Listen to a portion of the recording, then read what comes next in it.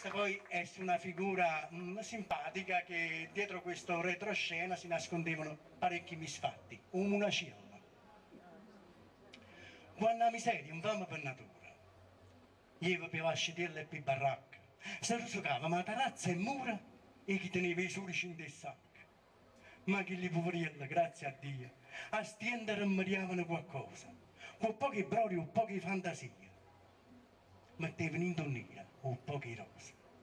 Quando era vierna attorno a una frasiera, si raccontava qualche fattarella, fra tutti i conti che li belli sera mi rimanette impresso come una cifra.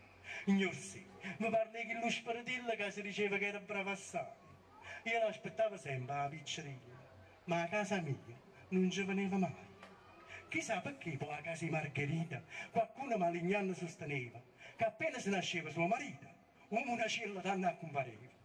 Certo che quelli danno pare misa, piglia l'atteggiamento in una papessa, cagniamo tutti i giorni una camisa e deve soldi a gente contro essa.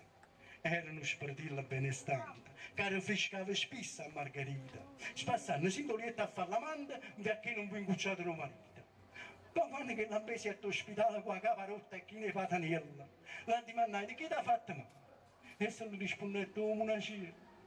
E in quanto spartillo muove dica, perché a metà una storia non si lascia, sicuramente avete cagna via e gettato fresca qualche lascia.